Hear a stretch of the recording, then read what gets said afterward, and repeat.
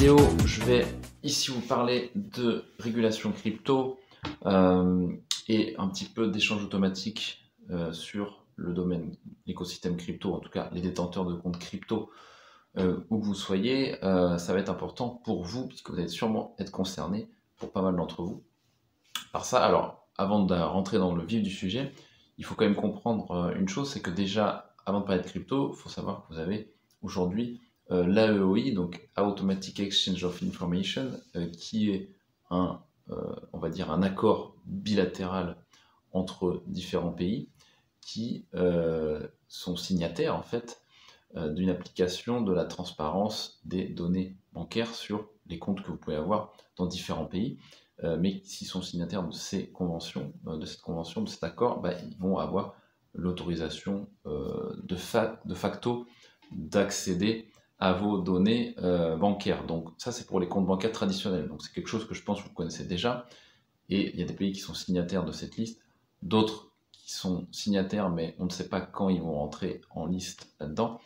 Mais ce qu'il faut savoir, c'est que ça, c'est quelque chose qui va exister pour les cryptos.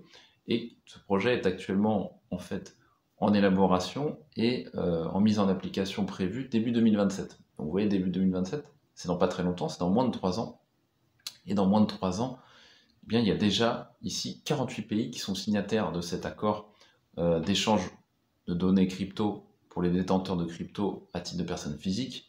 Et les membres de ces, en tout cas les pays qui sont membres de cette liste-là, vous allez, vous, de votre côté, certainement être concernés par ces pays, puisque ça concerne les pays de l'Union européenne, mais pas que, des pays qui ne sont pas en Union européenne, comme les États-Unis, comme par exemple les îles Caïmans, comme par exemple la Suisse ou le Royaume-Uni.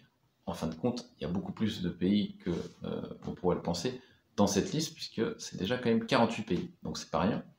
Donc je ne vais pas lister tous les pays ici qui sont dans la liste, mais en gros ce qu'il faut retenir c'est qu'il y a l'Union Européenne, mais d'autres pays qui ne sont pas l'Union Européenne, mais qui sont déjà signataires. Donc dans cette mesure, si vous voulez avoir la liste, je peux vous l'envoyer par email par exemple, avec le lien source, qui est en fait tout simplement le site du gouvernement du Royaume-Uni, qui est ici derrière la publication, puisque c'est le Royaume-Uni aussi qui est très très investi dans ce projet d'échange automatique de données pour les cryptos.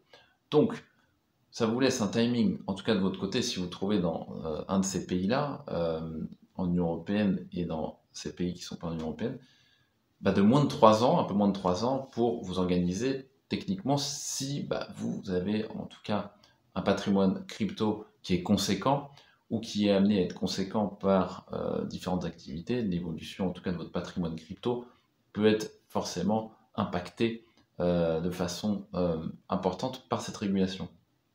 Et donc, vous allez peut-être être intéressé pour vous retrouver dans des pays qui ne sont pas du tout signataires de ces accords, ce qui est le cas du Monténégro. Aujourd'hui, le Monténégro ne fait pas partie de ce projet, et en l'occurrence, ce qu'il faut rappeler, puisque je l'ai déjà évoqué à plusieurs reprises, mais le Premier ministre du Monténégro est cryptophile. Vraiment, c'est le Premier ministre en Europe qui est le plus investi personnellement et techniquement dans la crypto. Il en fait son cheval de bataille pour en tout cas aussi la promotion à ce niveau-là du Monténégro, puisqu'il a donné la citoyenneté monténégrine au fondateur d'Ethereum, donc c'est quand même pas rien. Et il a le souhait de développer une économie dans la crypto au Monténégro. Donc globalement, c'est un gars qui aime bien les cryptos. Je parle ici de Spahich.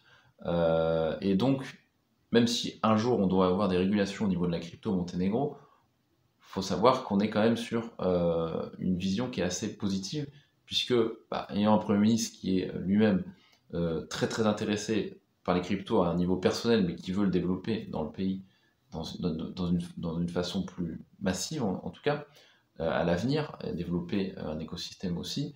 Il est intéressé également pour créer des communautés crypto, etc. Donc, le Premier ministre, il y a peu de chances qu'il vienne mettre des bâtons dans les roues pour la crypto au Monténégro quand elle pourra effectivement se présenter sous différentes formes ici dans le pays. Donc c'est intéressant parce que ça nous laisse une vision.